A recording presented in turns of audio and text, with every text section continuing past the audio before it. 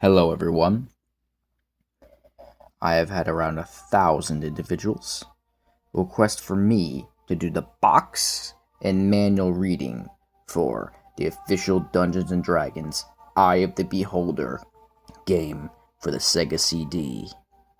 Now, I'm currently playing the music for the SNES version of the game because I personally think that the music in this is better, though that this is the definitive version of the game. I have it running here on the Sega Nomad using the Mega EverDrive Pro. Now, let's look at the SNES version with the cover art. Looks pretty nice. If you want to know what the box looked like for that version, I will go ahead and grab the art for you.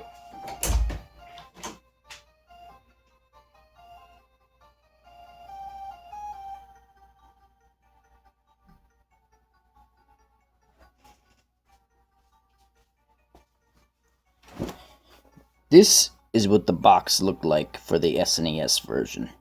It says Advanced Dungeons & Dragons Eye of the Beholder, Nintendo, Super Nintendo, Capcom with the official Nintendo seal of quality. This is a mouse pad I ordered off Etsy. Now here for the Sega CD version. It says Official Advanced Dungeons & Dragons CD game, Eye of the Beholder, Sega CD. Intense fantasy role-playing adventure. Shows the official Sega seal of quality, 4655 FCI. It was rated by the VRC, GA, general audience, appropriate for all audiences. Look at the side here. It shows Advanced Dungeons & Dragons, Eye of the Beholder, Sega CD, Sega. Look on the back here. It shows official Advanced Dungeons & Dragons CD game, Eye of the Beholder again. And it says, welcome to the next level. It has some screenshots here. It says, put your best fighters up front. Battle axe-wielding skeletons are among the first horrors you'll encounter in 13 levels of mayhem. Will they be the last? Ever met a Kuo-Tua? It's an electrifying experience. Even more shocking is the Beholder himself, if you survive long enough to meet him. These finds aren't your friends, and they like to hunt in packs, as the wolves. And it shows the spiders. Don't forget to look behind you. Giant spiders like to watch you pass, then strike. And it says the CD backup RAM cart is recommended. It's enhanced by the Mega Mouse.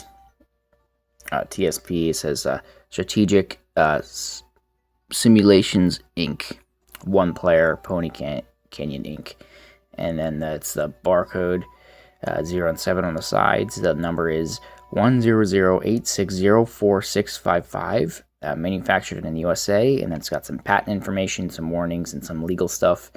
If you watch the Suit Show, you know what that shit means. This side here shows the same as the other side. Alright, let's open this up. We have a little foam that was protecting the actual compact disc. Yep. Looks pretty cool. Welcome to the next level. Alright, here's the actual manual here. Let me just carefully pull that out of the housing. These ones are always a pain in the ass to get out. Alright. Alright, here.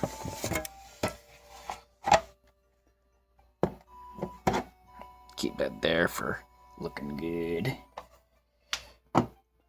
Alright.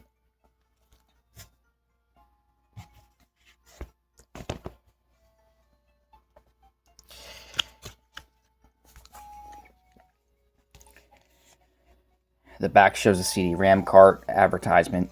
Front here, it's just the art. Official Dungeons & Dragons. I've already read this. Now, first page here is the warnings. Read before using your Sega video game system. And then it has the same epilepsy warnings and projection television warnings. It also has an audio connectors warning. It says if the audio connection is made to your television from the Sega CD, the mixing cable must be used to connect the headphone output jack in the front of the Sega Genesis to the mixing input jack in the rear of the Sega CD. If the audio connection is made to your television from the Sega Genesis, either using the RF cable or video monitor cable, the mixing cable must not be used.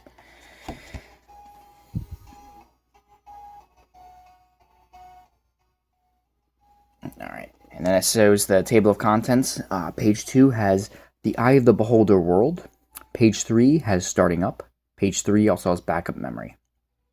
Page 4 has take control. Page 5 has the meeting. Page 6 has the commission. And there's a rules section. Page 7 is building a party. Page 8 is generating characters. Page 10 is keeping/modifying characters. Page 10 also has when the party is complete and characters who join the party. Page 11 has playing Eye of the Beholder. Page 11 also has adventure screen.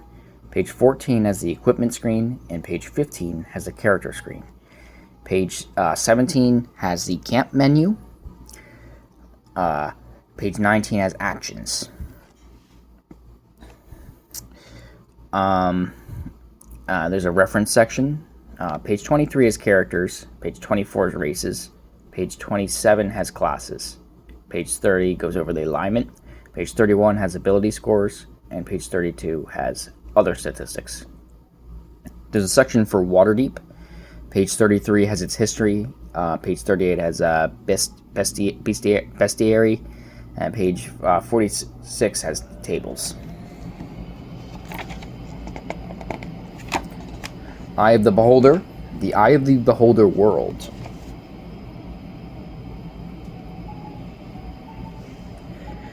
Eye of the Beholder is an all 3D Legends series, computer role-playing adventure based on the popular Dungeons & Dragons 2nd edition game rules and an original story created for this game. The action takes place in the sewers and catacombs beneath the city of Waterdeep. Everything in Eye of the Beholder is from your point of view. Watch the walls pass by as you move through the sewers beneath the ancient city of Waterdeep. Pick up items that you find on your journey. Open doors with keys or by pressing buttons or pulling release levers. See monsters draw nearer to you and close for battle. Attack by using the weapons your characters have in their hands.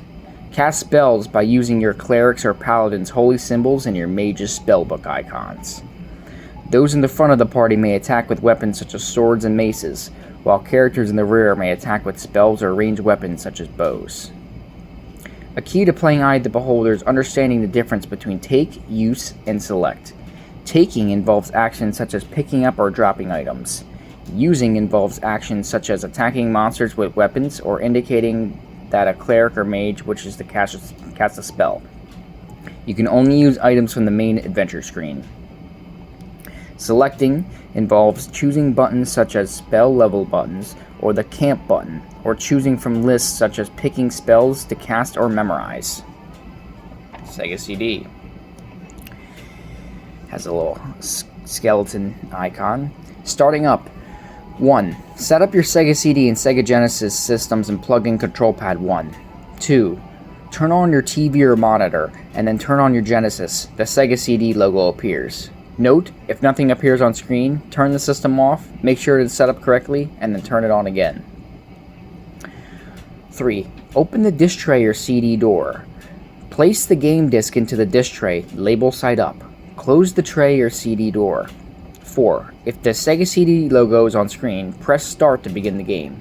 If the control panel is on screen, move the cursor to the CD-ROM button and press button A, B, or C to begin. Note, if the disc is already in the Sega CD when you turn it on, the game will begin automatically within a few moments. 5. When the title screen appears, press any button to display the game menu. 6. Use the D-pad to highlight your game choice. Selections are load game in progress, continue a previously saved game, start a new party, choose your own warriors and begin a new quest, start a default party, begin a new quest with pre-selected characters. 7. Press start or button A, B, or B to start off with your party. Backup memory. The Sega CD's backup RAM memory must be formatted before you can save games to it. Use the first format button in the Sega CD's control panel's memory menu to format the internal memory before playing the game. To save your games for extended periods, longer than 1 month, Save or copy them to a RAM cartridge, sold separately. Use the second format option in the memory menu to format the RAM cartridge. For more information, please see your Sega CD's user manual. Take Control. Shows the controller and the Mega Mouse. It's got the D-pad, start, ABC buttons, and you got ABC and the start button on the Mega Mouse. Alright, a little table here. Action and control pad. To begin the game, you press start. To move the cursor, use the D-pad.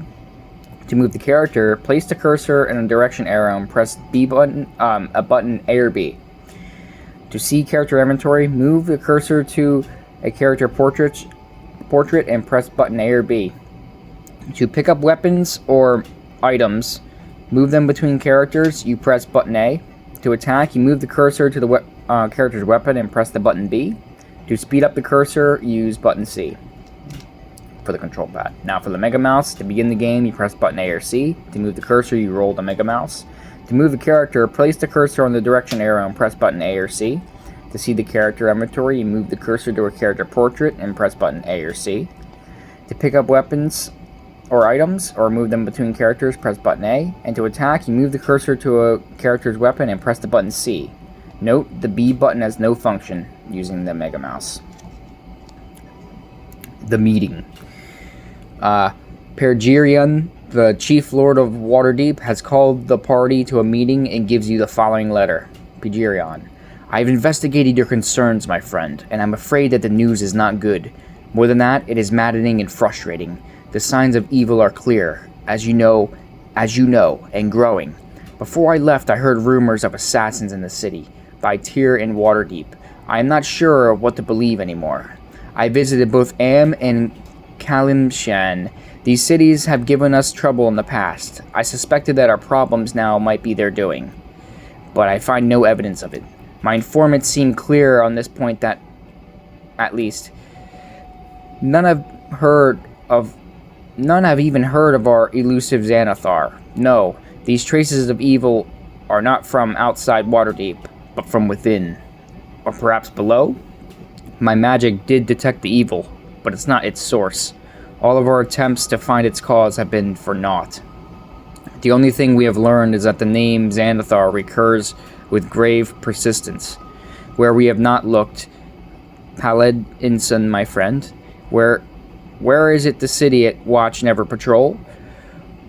Where would you hide from the watch and Lords of the Waterdeep without leaving the area of the city? I can only think that we are overlooking something under our very noses. I will return to the council soon. My investigations here are clearly fruitless, but do not wait for me. Hire adventurers as others have suggested. They may not have our biases. Perhaps a new outlook will help. Your trusted friend, Kelvin. So they want to look under the city for Xanathar. And it shows the commission. The sewers, Pergerion said. I would hide in the sewers, and that is where I think you should start. He hands you an official document with the seal of Waterdeep prominently displayed. Commission and letter of Mark. This document is binding commission of service to the Lords and Sovereign City of Waterdeep. The bearers of this document are agents of the Lords of Waterdeep and are granted full rights of passage beneath the City of Waterdeep. Any who dare interfere risk full penalty of our wrath. Information has been presented to us that there is a plot afoot of our city. Evidence points to the sewers that run beneath Waterdeep. We have no information about the exact nature of the threat, but we feel the urgency is grave. We commission you to find the nature of the danger and destroy it if you are able. You are granted with full rights of mark. All treasure, artifacts, or other valuables are yours by right of conquest. This writ is made legal and binding by our mark on the 5th day of Marpenoth in the Year of Shadows. I'm sorry, I don't play D&D, so I can't pronounce a lot of the words. Rules. Building a party. I like that picture. You must generate 4 characters to have a complete party. A good mix of races and classes is essential to completing the adventure. Warrior classes such as fighters, paladins, and rangers are needed to deal with the many horrors that block your path. Clerics and mages support the quest with their magical abilities. Clerics have powerful healing and protective spells, while mages attack with mystic force. Thieves are handy when progress is barred by a locked gate for which the party has no key. Read the characters section beginning on page 23 for more information on selecting members of your party.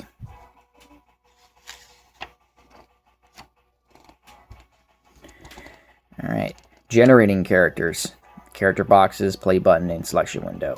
To make a character, select one of the 4 character boxes. After you have chosen a box, select the new character's race and gender, class, alignment, and portrait.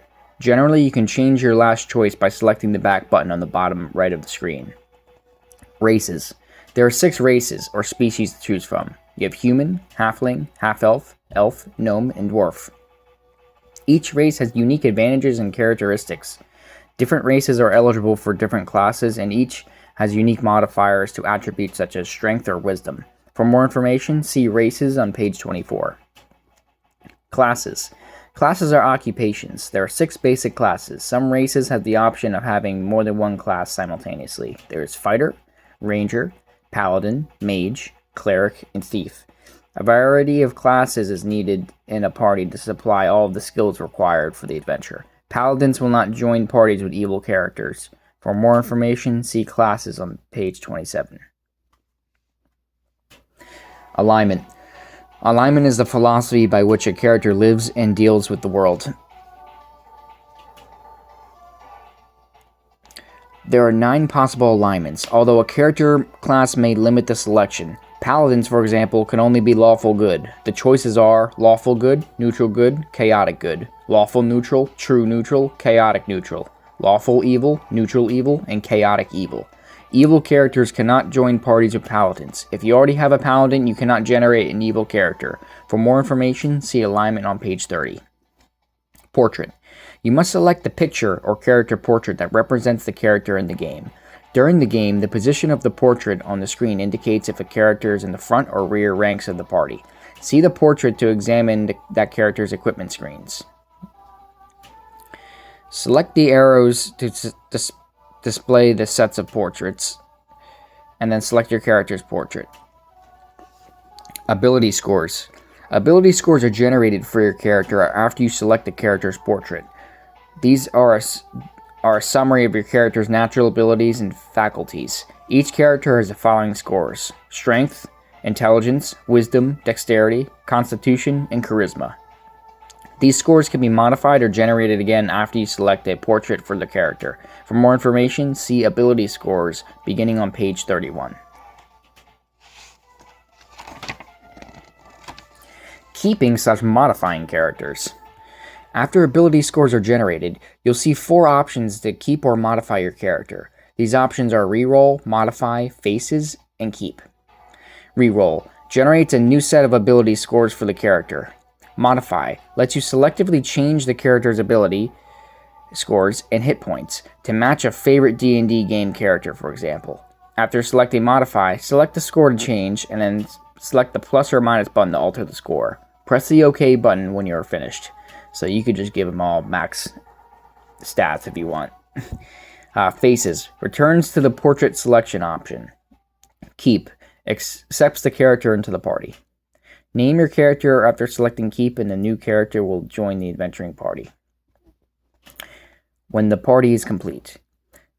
When you have generated 4 characters that you are happy with, select the play button to begin the game. Characters who join the party. In addition to the 4 regular characters, up to 2 non-player characters may join the party at a time. As you adventure, these characters may ask to join your characters.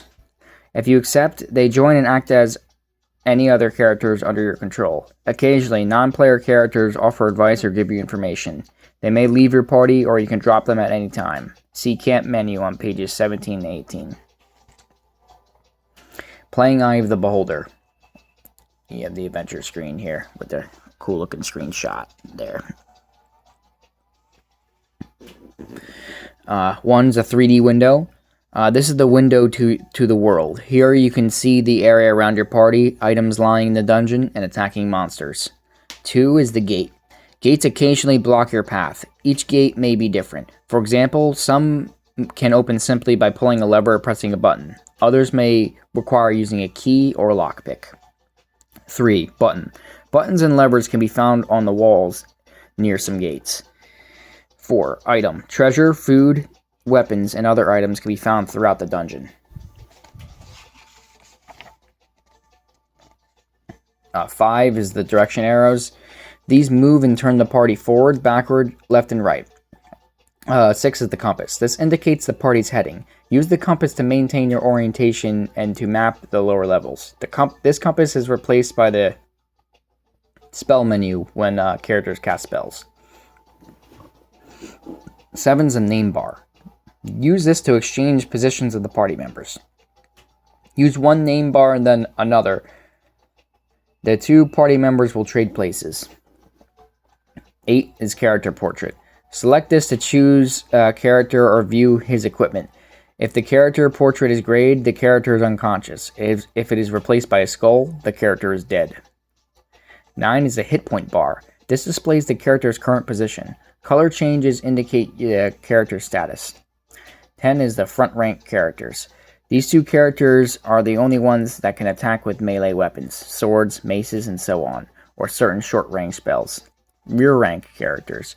These characters are away from the front line risks and can only attack monsters with ranged weapons, bows, darts, and so on, and spells. Rear rank characters can only be hit by monsters' melee attacks if the creatures are attacking from the sides or rear of the party. Primary hand. Generally, a character carries a weapon in his primary hand. The character can hold anything in his primary hand that he can hold in his secondary hand. Use in-hand weapons to attack monsters. 13 is a secondary hand. Generally, a character carries a shield, secondary weapon, spellbook, holy symbol, or miscellaneous item in his secondary hand. Only fighters, paladins, and rangers can use a secondary weapon, and even they suffer a penalty in combat. Use spellbook icons or holy symbols to cast spells. 14 is the spellbook. Use this icon to cast memorized mage spells. When you use a spellbook, the compass is replaced by the spell menu. When the menu is displayed, select the level button and then learn the spell. 15 is the spell effect box. A colored line around the character shows that the character is affected by a spell. A dashed line shows that the character is affected by two types of spells. The color of the indicator describes the type of spell. 16. Use in-hand weapons to attack monsters. This is identical for both melee and ranged weapons. 17. Holy symbol. Use this to cast cleric spells. To cast cleric spells, use a holy symbol and the compass is replaced by the spell menu. When the menu is displayed, select the level button and then cast a spell. 18 is the message area. Important information appears here. 19 is the camp button. Select this to rest the party, memorize spells, and heal the party. The camp menu also lets you save the current game, quit, or make adjustments to game sounds and so on. See camp menu on pages 17 and 18 for more information. And you can see what all those correspond to in the screenshot there.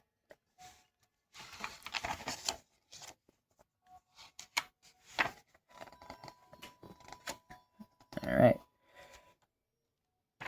Now we have the equipment screen with 13 stuff there when you go into someone's inventory. 1 is the character portrait. Select this to return the adventure screen. 2 is the hit point bar. This displays the character's current condition.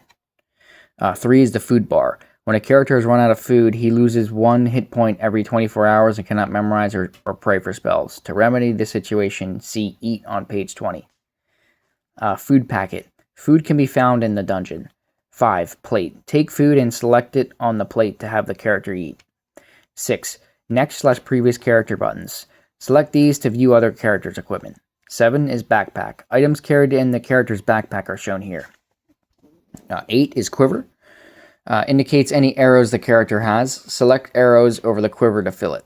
Body parts. Head, neck, torso, wrist, fingers, feet. Place items to be worn in the appropriate box. For example, rings are placed on fingers, armor on the torso, and so on. Primary hand. Shows what character has in his primary or weapon hand. 11 is a secondary hand. Shows what the character has in his secondary hand. 12 is belt pouch. Up to 3 items can be carried in the character's belt pouch. If the character keeps spare throwing type items in the pouch, replacements are automatically transferred to the character's hand as weapons are spent in combat. So like you put multiple rocks with like the slingshot, and then it'll use up those rocks as like ammo. 13, other page button. Select this to see the character screen. And then you have the character screen. 1 is the character portrait. Select this to return to the adventure screen. 2 is the hit point bar. Displays the character's current condition. 3 is the food bar. Indicates if the character has enough food. And here it is right here. 4 is the next as previous character buttons. 5 is class. This is the character's occupation or occupations if the character is multi-classed. 6 is the alignment. Describes the character's ethics and how he interacts with the world. 7 is the current experience. Represents how much the character has learned throughout the adventure. When the character gains sufficient experience, his level increases. 8 is ability scores. Represents the character's natural abilities and strengths. 9 is the current level. How far the character has advanced in his class. 10 is the other page button. Select this to return to the equipment screen. Alright. Now you have the camp menu here. CD. Rest party. Select this option to have the party rest, heal, and memorize spells. When you choose this option, you will be asked if you want to have the healers cure the party. If you select the yes button, the characters with cure spells automatically cast them on wounded characters and rememorize those spells, and any others chosen while the party's resting. Unless you choose new spells, the characters will rememorize the same spells as before. The amount of time the party rests is based on the highest number and level of spells being memorized or prayed for. A party's rest may be interrupted by wandering monsters. Characters with blank food bars cannot regain spells until they eat. Save game. This option stores the current game to disk. It's a good idea to save your game regularly. Load game. This option retrieves a stored game. Select option. To select the control various game functions. Speed. This sets the speed of the controller response from 1 slowest to 5 fastest. Music. Turns background music on or off. SE turns sound effects on or off. Modes 1 and 2 let you move the cursor freely around the screen. Mode 3 snaps the cursor to the nearest screen or menu feature when you move it.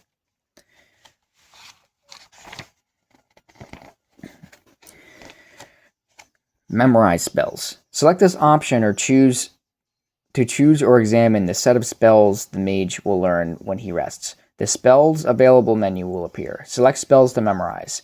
The numbers to the right of the spell names are the number of each type of spell and the character will have when he finishes resting.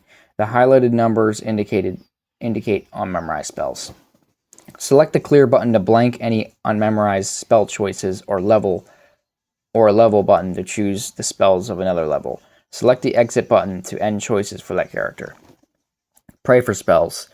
Select to choose or examine this set of spells the character will learn when he rests. The spells available menu will appear when you select this option. Select spells to memorize.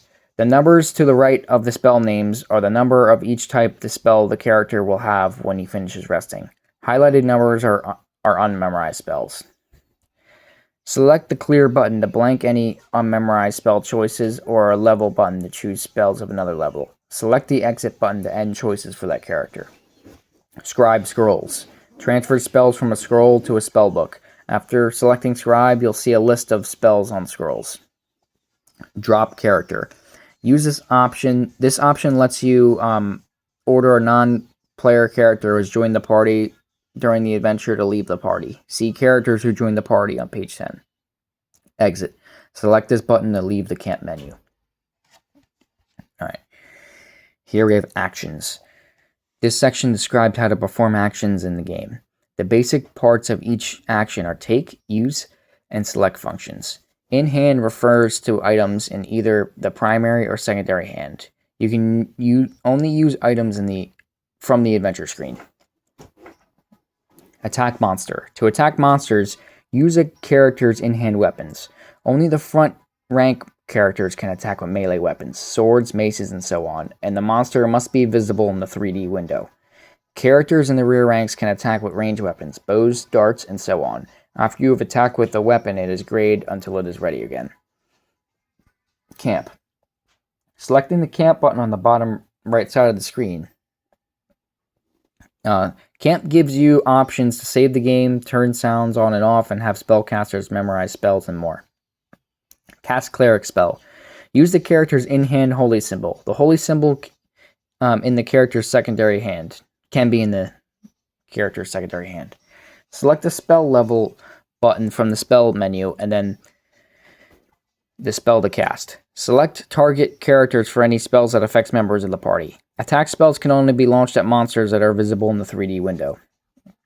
Cast magic user spell.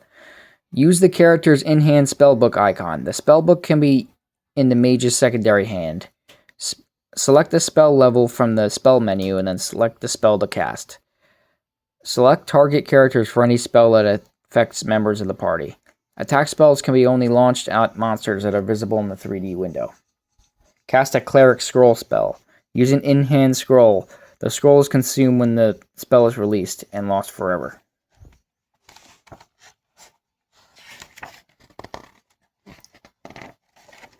Cast a mage scroll spell. Use an in-hand scroll. The scroll is consumed when the spell is released and lost forever. Change order of characters. To change the order of the party, use the name bar of one character from the adventure screen and then the name bar of a second. The two will trade places. Drink a potion. Use an in-hand potion. Drop an item. Select an item, carry it to the 3D window, and select it again below the center line of the window to drop the object. To throw an item, select it above the 3D window center line. Eat. Go to the equipment screen, take food, and select it over the character's plate. Examine character's equipment. Select the character portrait from the adventure screen. Examine character information. Select the character portrait from the adventure screen, then select the next page button. Examine part of the dungeon. Move the cursor over an item, such as a dagger or body, or a dungeon feature, such as writings or drains on the walls, and select it. Information about the selected item or feature is displayed in the message area below the 3D window. Fire a ranged weapon, bow or sling. Place the weapon in the character's primary hand and place ammunition in the secondary hand. To get an arrow, select a filled quiver and then select again over the hand. As you fire the weapon, replacement ammo will be automatically transferred from the quivers, bows, or belt pouch sling stones if it is available. Fire a ranged weapon, dagger, or dart. Use any in-hand dagger or dart. Replacements are automatically drawn from the character's belt pouch if they are available. Force open a gate. Select the bottom of a partially open gate to attempt to force it open. The strongest character automatically makes the attempt. Give an item. To transfer an item from one character's equipment screen to another, take the item, select the next or previous to reach the recipient, and then select the item again over the appropriate box. Manipulate dungeon features. Move the cursor over a dungeon feature, such as a lever, button, or chain, and select it. Memorize cleric spells. Look under the spells option in the camp menu. Characters who are starving cannot pray for new spells. Memorize mage spells. Look under the spells in the camp menu. Starving characters cannot memorize new spells. Move in dungeon. Select the direction arrows. Open a gate. Gates throughout the sewers are not all opened in the same fashion. Some gates are opened by release levers or buttons. To open these, place the cursor over the release and select it. If the door is locked, you'll need a key over the lock, or a thief may select a lockpick over the lock.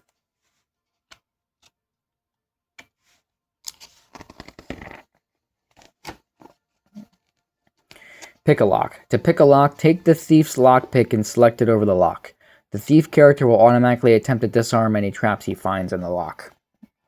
Scribe scroll spells into the spellbook. Select the camp button, then the spells option, then scribe scrolls. A menu of all available spells is displayed. Take an item. Move the cursor over the item and take it. To place it in a backpack or belt pouch, or to wear it, move the item over the character portrait. Select the portrait to see the equipment screen, and then select the item over its destination. Throw an item.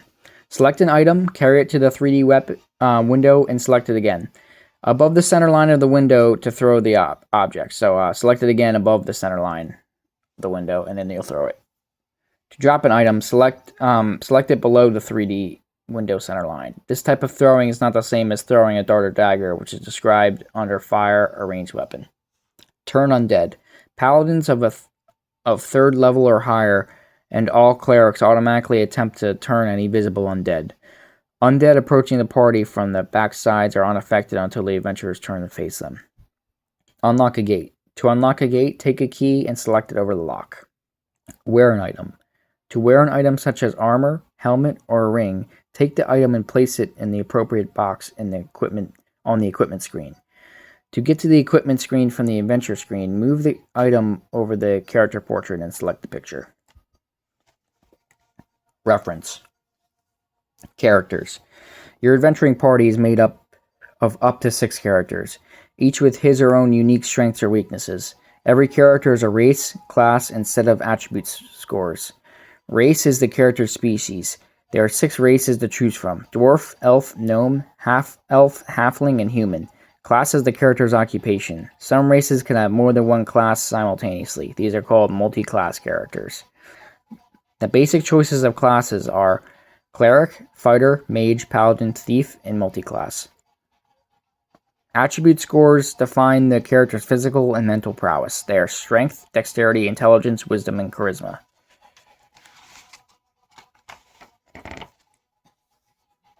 Races. Dwarves. Dwarves are a short, heavily built, demi-human race. They stand between 4 and 4.5 feet tall, but generally weigh more than 150 pounds due to their heavily muscled build. Dwarves live from 350 to 450 years. They are famous for their skill in all manner of craft, from metalworking to stonemasonry. Dwarven weapons command high prices in markets around the world, and pieces of their fine jewelry are part of every king's ransom. In addition to intricate workmanship, dwarves are known for tremendous courage and tenacity that borders on the fanatic. Dwarves are by nature non-magical and have innate resistances to spells as well as many potions. Ability score modifiers are +1 to Constitution and -1 to Charisma. Allowable classes are Cleric, Fighter, Thief, Fighter/Cleric, and Fighter/Thief. The level restrictions are Cleric 10th level. Elves. Elves are slimmer and somewhat shorter than the average human and are easily distinguished by their fine features and pointed ears. They often live more than 1,200 years.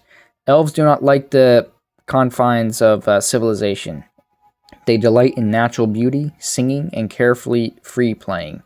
To outsiders, elves often appear to be haughty and cold, although they are known to be fiercely loyal to friends.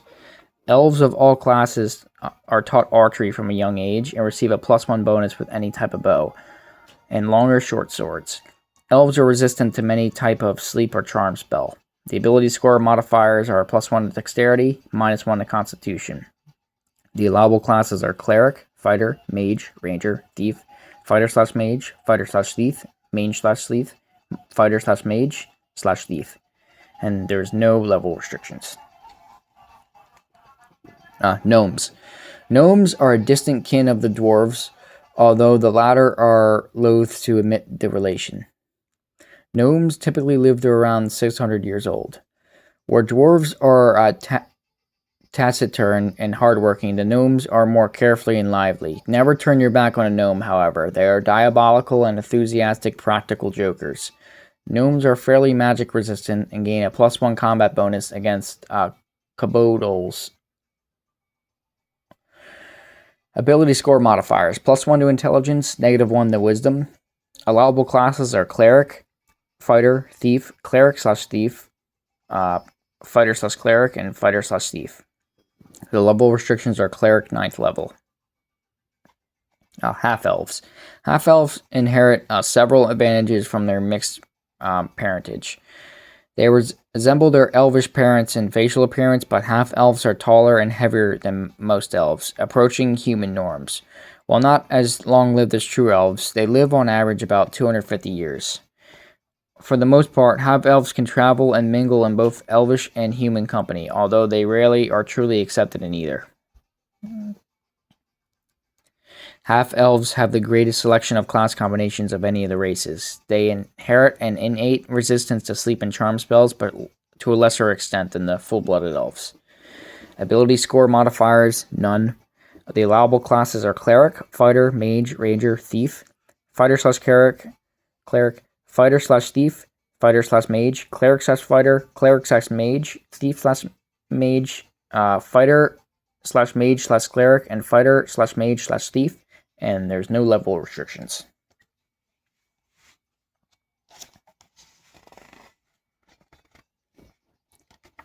Alright. Halflings. Halflings are diminutive people famous for their congeniality and love of comfort. Their facial features are round and broad, and they typically have curly hair. Halflings are fairly short, a little shorter than dwarves, and quite plump. They are sturdy, industrious, and generally quiet and peaceful. They burrow homes and their burrow homes are well furnished, and their larders are always well stocked. Halflings are well liked by nearly all other races. Gnomes especially like the halflings, whom they feel kindred spirits. Halflings have an innate magic resistance, have a +1 with slings. Ability score modifiers are strength -1 and dexterity +1. The allowable classes are Cleric, Fighter, Thief, and then Fighter/Thief. The level restrictions are Cleric 8th level, and Fighter 9th level. Humans. Humans are the most adaptable and hence most prevalent race. Humans are vary more than any other race in size, skin color, and hair color. They typically live around 70 years. Human societies are more diversified than any of the other races, and also more aggressive and acquisitive. Where the longer-lived races wait patiently and take a long-range view of the world, humans tend to muster their efforts for immediate gain. Ability score modifiers are none. The allowable classes are Cleric, Fighter, Mage, Paladin, Ranger, Thief. The level restrictions are none. Alright, classes. Each class has its own unique strengths, and each offers valuable talents and skills to a party. Fighter types. Fighters, Rangers, and Paladins are needed to battle past the creatures that stand in the way of victory and glory. Thieves are very handy when the party runs across traps. Mages offer powerful spells, and Cleric can both fight and heal the wounded. Each class has one or more prime requisites, or ability scores that are important to the class. A character with prime requisite scores of 16 or greater advances somewhat faster in levels. Clerics. Clerics are warrior priests, men and women who carry their faith in their weapon arms, as well as their hearts. Cleric training includes the use of divine magic for a limited selection of weapons. They can use any type of armor, but their selection of arms is limited to blunt, impact-type weapons such as maces. Cleric magic differs from mage spells, in that the cleric magic is of divine origin. Clerics do not carry tomes of spells and rituals. They receive power directly from the gods and cast spells through their holy symbols, while mages study and pore over their spells to imprint rituals in their minds. Clerics enter a meditative trance where they are receptive to the divine magic. Clerics also have power against the undead monsters such as skeletons and zombies. Clerics automatically attempt to turn undead, driving them away or possibly even destroying them. As clerics advance in level, they gain more spells and greater power against undead. Clerics with wisdom 13 or more gain extra spells. The prime requisite is wisdom. Races allowed are human, dwarf, elf, gnome, half-elf, halfling. The weapons allowed are mace, flail, staff, and sling.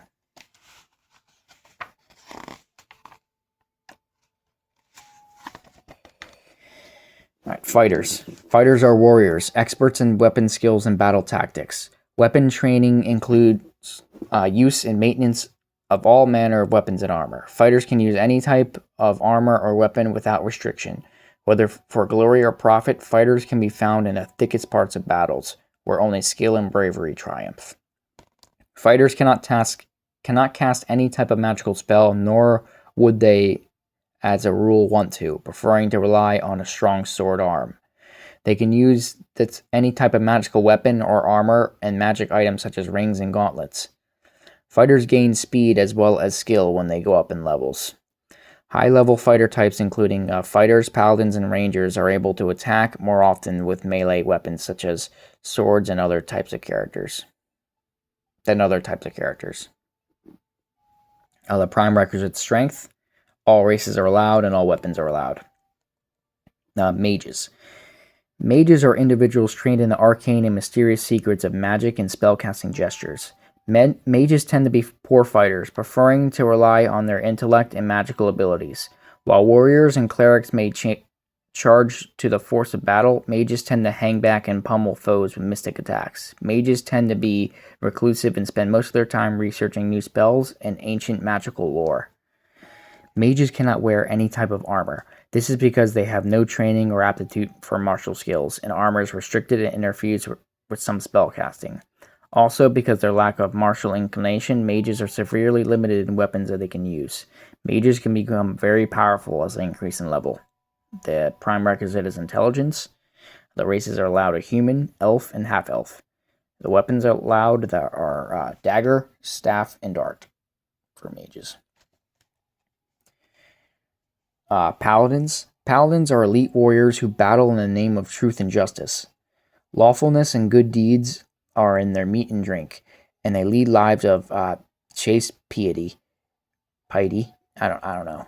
Paladins will not join a party that includes evil characters. Like other high-level fighter types, paladins are able to attack more often with melee weapons, such as swords, than other types of characters. In addition to skill in all types of arms and armor, paladins have divine magical abilities conferred for their piety. Paladins have extra resistance to magical attacks and poison and are immune to disease. Paladins can heal once a day, 2 hit points per level of advancement. They are always surrounded by a protection versus evil aura that encompasses the entire party. All evil attackers suffer a penalty to their attacks if a paladin is in the party. At 3rd level, paladins can turn undead as a cleric tool spells below their own. At 9th level, paladins gain the ability to cast certain cleric spells, although they can never use cleric scrolls. Paladins pray for their spells and cast them exactly as clerics. Paladins can use the following cleric spells: Bless, Cure Light Wounds, Detect Magic, Protection from Evil, and Slow Poison.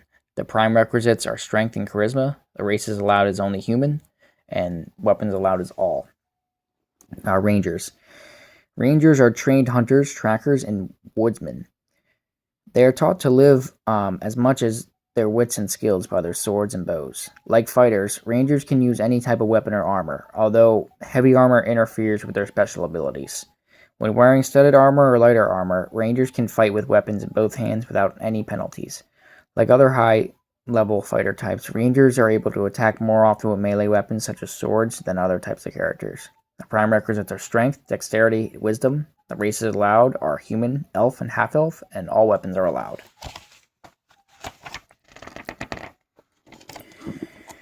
Thieves. Thieves are hard to classify as a group. Some are malcontents who prey on the unsuspecting. Others are basically good, but a little wanting in the strength of character. Adventurers long ago learned that a skilled thief in the party increases overall party survival, especially when dealing with trapped locks. As thieves gain levels, they become more proficient in picking locks and avoiding any attached traps. Because they need to move freely and quietly, thieves' abilities are restricted when wearing anything except leather-type armor. Thieves have a greater choice of weapons than clerics or mages, but less than fighter types. Prime requisite is dexterity. All races are allowed, and weapons allowed are any. Alignment. Alignment describes a character's outlook and how he deals with life. The possibilities encompass a range of views from believing strongly in society and altruism, lawful good, to completely selfish and without regard for others, chaotic evil. Alignment is presented in 2 parts: the character's worldview and personal ethics. Worldview, lawful, indicates that the character's understands himself to work within the frameworks and rules of a society. Neutral indicates the character moves between valuing society and its rules and the value of the individual. Chaotic indicates that the character values the individual himself above society and others. Now, ethics. Good indicates the character tries to act in a moral and upstanding manner. Neutral indicates the character leans towards situational ethics, evaluating each set of circumstances. Evil indicates the character acts either with no regard for others or in an overtly malignant manner. Ability scores. The base for each attribute scores between 3 and 18. Racial modifiers are automatically factored in the base number by the computer when any value is shown. The maximum value for scores is 19, except fighter strength, which may have a percentile value added to indicate the exceptional prowess. Higher values always offer greater advantages. Strength. Strength measures physical power, muscle, and stamina. Fighter type characters, fighters, rangers, and paladins, have exceptional strengths greater than 18. Exceptional strength is indicated by a percent value. 1, 2, 3, 98, 99, 100, following the base strength. For example, 18 and then 23. High strength allows characters to fight better. With hand weapons such as swords or maces, they hit more often and get damage bonuses. Halflings, even halfling fighters, cannot have exceptional strengths. Dexterity. Dexterity measures agility, hand-eye coordination, and reflex speed. Characters with high dexterities have bonuses to armor class, which indicates how difficult they are to hit.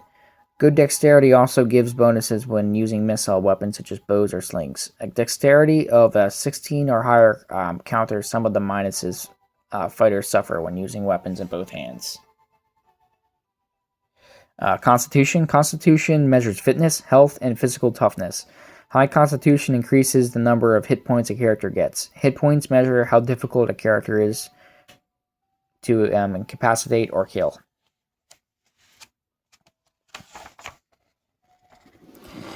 Intelligence. Intelligence measures memory, reasoning, and learning ability. It is the prime requisite for mages, where their skill and very survival hinges on learning and using the knowledge of magic. Wisdom. Wisdom measures a composite of judgment, enlightenment, willpower, and intuition. Characters with wisdom of 7 or less are more susceptible to magical spells, while wisdom of 15 or greater lends some resistance. Clerics with wisdom 13 or more get extra spells. Charisma. Charisma measures personal magnetism, persuasiveness, and ability to assume command. Characters with high charisma are useful as spokespersons when dealing with non-player characters. See page 10. Other characteristics. Armor class. Armor class AC measures how difficult a target is to hit and damage. The lower the AC value, the harder the target is to hit. Good AC can indicate different things. A character might be difficult to hit because he is outfitted with magical armor, while a monster might have the same AC because it is small and fast. AC changes only when a character finds and use new armor or shields. High dexterity improves a character's AC. Hit points. Hit points measure how difficult a character or opponent is to incapacitate or kill. Higher values are better. Every time an attack gets past armor and defenses, it does damage that is subtracted from the target's hit points. If the target takes too much damage, he will die or become unconscious.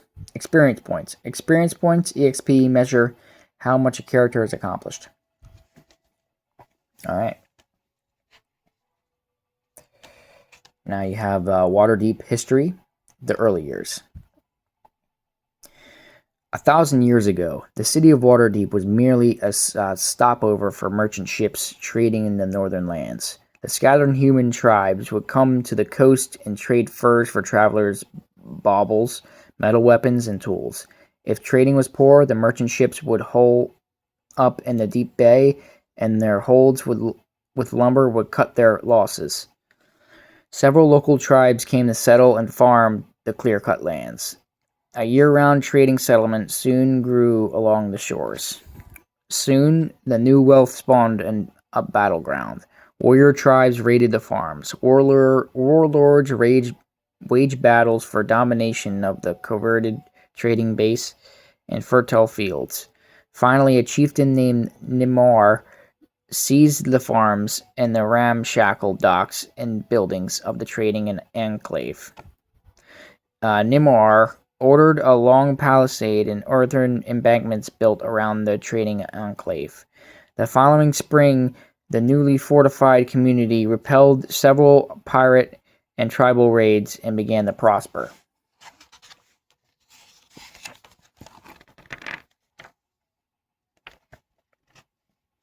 Troll Wars. Under Nimar's rule, Waterdeep grew from a trading enclave to a small fortified city. While the city grew, further to the north, orc tribes were expanding their territories. The orcs have outgrown their mountain strongholds and were streaming into the lands below.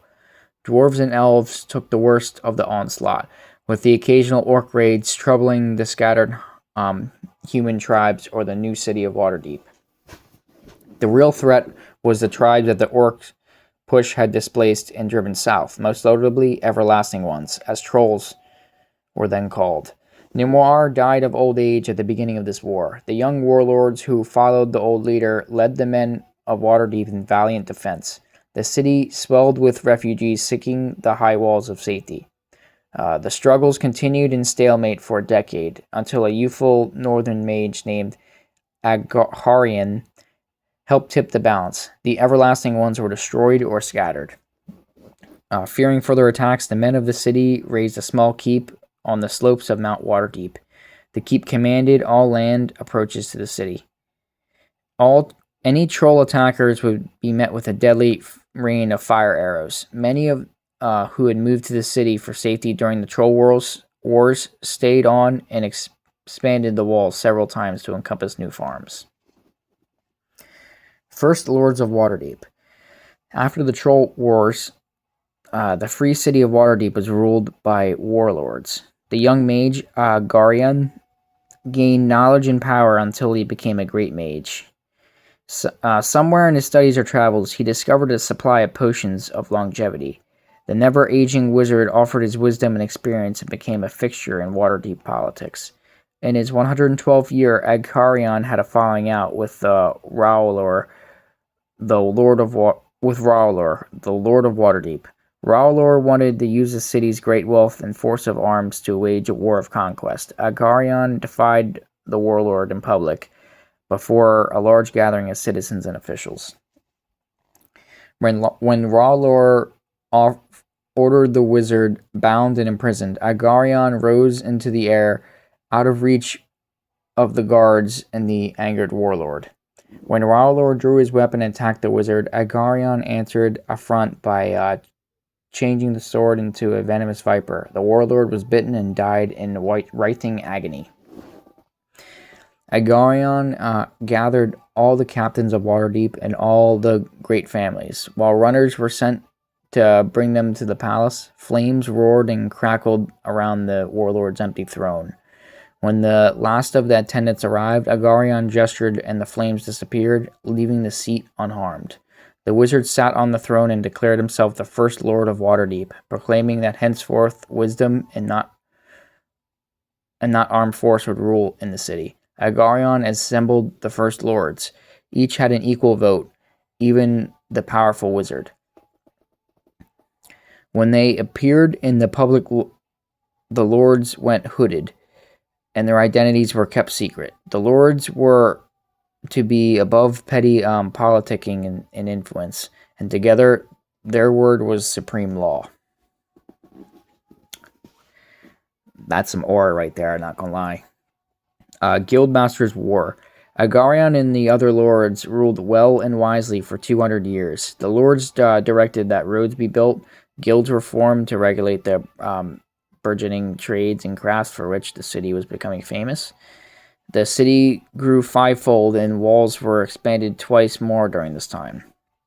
After many years of peace and wise rule, Agharion's vitality failed. The magic that kept him young was no longer sufficient to keep the years at bay, and the venerated wizard died. The whole city grieved, and he was interned with the greatest honors ever known before or since. Several who had tutored under the old mage had placed potent magical wards or protective spells around his resting place, which is believed to remain involatile to this day. During Agarion's waning days, several powerful guildmasters quietly learned the identities of nearly all the lords of Waterdeep. When the old mage was interred, the lords were assassinated and the guildmasters vied for control.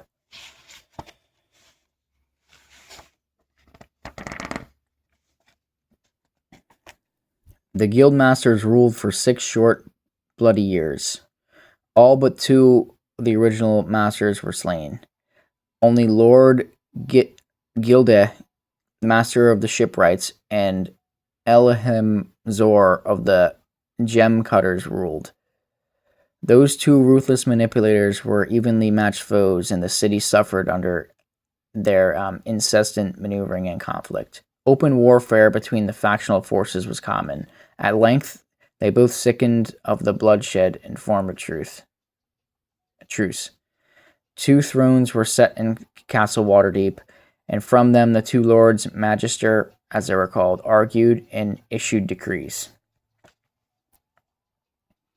Return of the Lords. One day, 2 people came to the courts of the magister. They wore the black robes and hoods as had the Lords of Waterdeep. No one knew where the masked pair had come from. If they were legitimate, why had they stayed silent so long? When they came before the magisters, they commanded the 2 guildmasters to leave the city forthwith. The Lords Magisters refused, laughing at the impudence of the pair. The shorter of the robed pair gestured, and the erstwhile rulers and their twin thrones disappeared in a fiery blast of fire and lightning. The 2 robed ones had indeed been Lords of Waterdeep. The shorter one was Lady Silharn, once apprenticed to Agorion himself, and his undeclared heir as first lord of the city. The other was a carpenter named Baron. The 2 were junior of the most old lords, and their identities had not been discovered by the greedy guildmasters. Baron called for the city leaders and the heads of the noble house to gather, or leave the city forever. Speaking as Angorion had so many years before, Baron declared to the nobles an assembly of the citizens of the Fatricade of the Guild Wars must never happen again. If the city was to be saved, he told them, all must support his plan, as they had supported Agarion before. The 2 remaining lords, he told the assembly, would gather more as in the past. To dramatize his faith, the man removed his hood and declared, I am Baron. I would be lord as Agarion was before. I would be safe in my city again. And so the present reign of the Lords of Waterdeep began. The new reign of the Lords. Peace returned to the city when the new lords were formed. To better protect the identities of the new members, Baron selected certain citizens of character and appointed them magisters, or black robes, as they were soon called, after their robes of office. The magisters were below the lords in power, but could judge and apply laws in daily affairs. The lords themselves now meet in true, secure privacy and seldom deal in official capacity with any other than the magisters.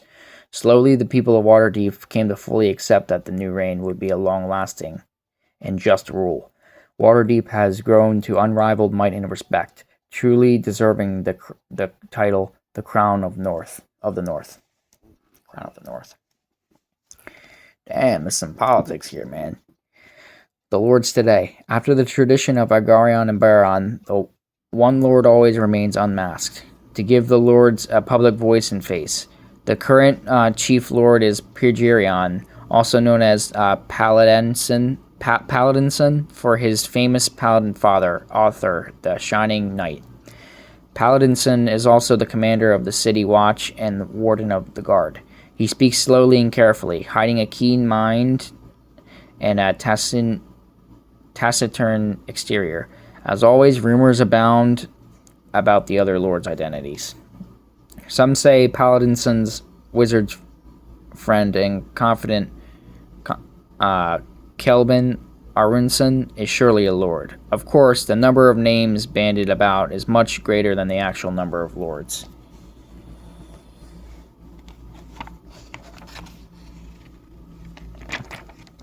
Alright, bestiary. You have the Beholder. Also known as the Tyrant or Sphere of Many Eyes, this solitary horror is most often found underground. Beholders have a globular body and move with an innate levitation. Atop the beholder's spheric body are 10 eye stalks, and the center is a single large eye and a gaping maw adorned with several rows of razor-sharp teeth. Each of the eye stalks has a unique magical ability. The beholder can cast a different spell with each. Unfortunately, not all of the eyes can be brought to bear on a given target. Fortunately, beholders can be covered with hard chitinous armor, making them relatively tough to hit in combat. Displacer Beast. The Displacer Beast resembles a blueback puma with 2 powerful tentacles growing from its shoulders. The tentacles are tipped with sharp, horny probe tuberances that can punch through even steel armor. The beasts range in size from 8 to 12 feet in length and can reach upwards of 500 pounds. The beast's name describes its most dangerous feature, an ability to displace its image up to 3 feet from its actual location. This makes the Displacer Beast very difficult to hit in combat. The Drider. This strange creature has the head and torso of a drow, see below, and the lower body of a giant spider. When drow of exceptional ability reach the 6th level, they are subjective to test by the drow's dark goddess. Those who pass the test are elevated to special services. Those who fail are transformed into Driders and cast out of drow society. Wow. Driders can generally cast spells as well as fight with weapons. Drow. In their long past history, the Drow were part of the elf community that still roams the world's forests. Something turned these elves evil, though, and drove them from the sunlight to their present subterranean caves and cities. Drow are shorter and more lightly built than men. They have black skin and pale, usually white hair. All Drow can cast some magic spells, and they often carry swords of adamite alloy.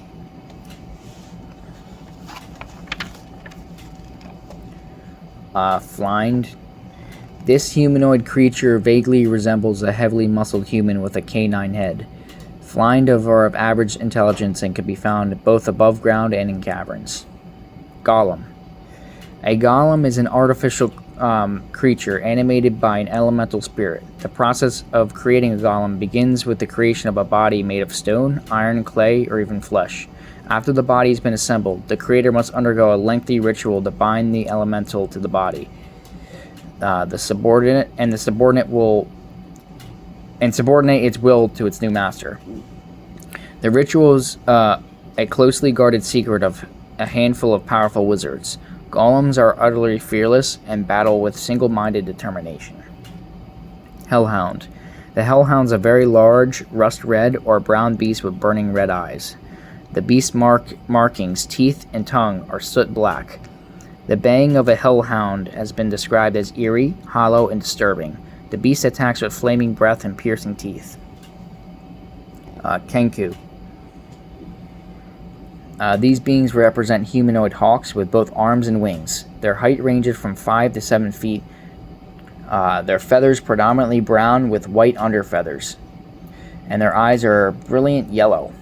Kenku have all natural thieving abilities and preserve pleasure in annoying and inconveniencing humans and human races. The Kobold. Well known for cowardice and wide sadistic streak, kobolds are usually only dangerous in large groups. Kobolds stand about 3 feet tall, and their dark, rusty hides are somewhat scaly. The smell of a kobold has been described as a cross between a wet dog and a swamp. They have an ancestral hatred for gnomes and attack them on sight. Kobolds generally prefer to attack other opponents in mass or from a distance.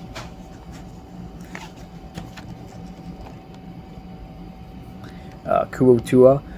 This is an ancient race of fishmen that now dwell in subterranean caverns. The Kuotua harbor an age-old hatred for surface dwellers in their sunlit world. These creatures have a vaguely human body, topped with a wide-mouthed fish head. They have short legs and long three-fingered hands. The Kuotua wear no clothing, only a leather harness for their weapons and few belongings. Leech. The giant leech is a slimy, slug-like parasite that feeds on the victim's bodily fluids. Leeches wait in the mud, sludge, and slime of swamps and sewers of unsuspecting prey. The giant leech rears up and from the ooze when it detects the presence of a living creature and attempts to subdue its prey.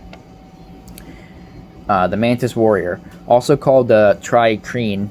This is a carnivorous insect man. A mantis warrior represents a man-sized praying mantis. Mantis warriors are often armed with a peculiar, viciously bladed polearm. The name for this weapon has never been translated to the common tongue, but the ferocious reputation of the deadly thing and the warriors who wield it has spread far. The Mind Flayer, also called Illithid. This is one of the most feared of the subterranean dwellers. Mind Flayers feed on the very minds of sentient beings. Mind Flayers are a slime mewed color, stand about 6 feet tall, and adorn themselves with flowing robes, decorated with images of suffering, death, and despair. Their faces represent octopi with 2 large, white, pupilless eyes.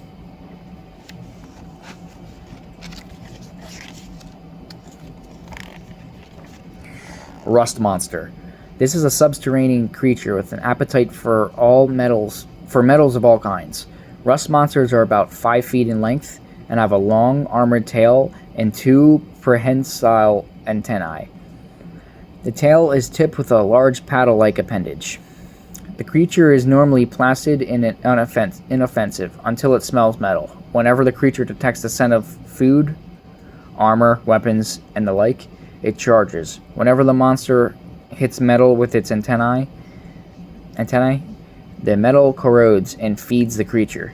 Even magical weapons can be susceptible to the rust monster's attack. Skeleton. This is a magically animated body created and controlled by a powerful evil wizard or priest. Skeletons are one of the lesser undead monsters, though powerful skeletons have been created from the bodies of powerful warriors. Because they have no intelligence or will, skeletons are immune to spells such as sleep, charm, or hold. They are also utterly fearless and never retreat from a fight. Spider. The giant predator haunts many regions and helps to keep down the level of pests such as kobolds and adventurers. Giant spiders weave webs for unwary victims and attack with poisonous bites. Zorn. This creature is native to the elemental plane of Earth and feeds on precious metal deep underground. The wide body of a Zorn is made of pebbly material. 3 talon-clawed arms are positioned symmetrically around its body. In the few reported cases of Zorn attacks, the creatures seem to have been attracted by jewels or precious metals rather than malice. Zombie. Zombies are undead creatures that are animated and controlled by powerful wizards or priests. The animation ritual does not alter the condition of the zombie's body, so most are in severe states of decay, often missing whole limbs. Zombies are slow and clumsy, but they fight with determination and persistence.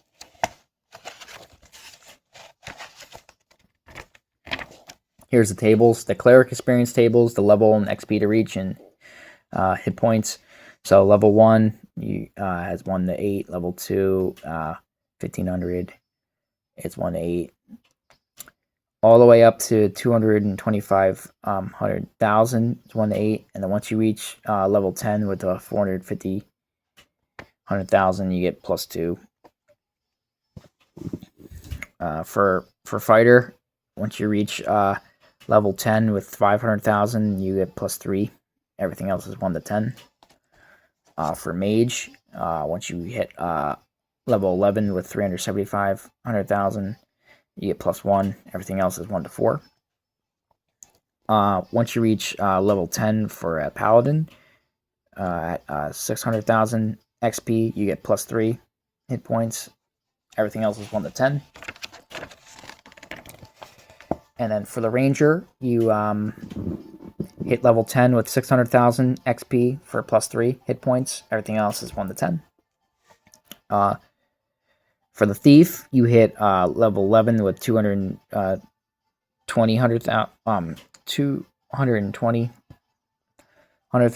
for +2. Everything else is 1 to 6. Yeah, and that's everything. Here you have the limited warranty, 1-800-USA Sega.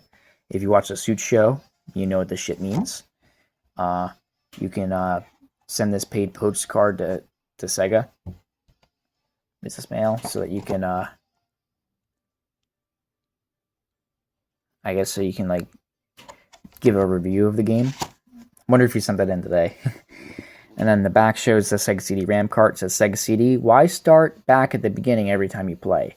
With the Sega CD RAM backup cart, you have external backup memory of the for Sega CD games, so you can stop a game at any level, save it, and come back for more, right where you left off. You can save many games and access them at any time, so there's not that much actual memory on the Sega CD, unfortunately.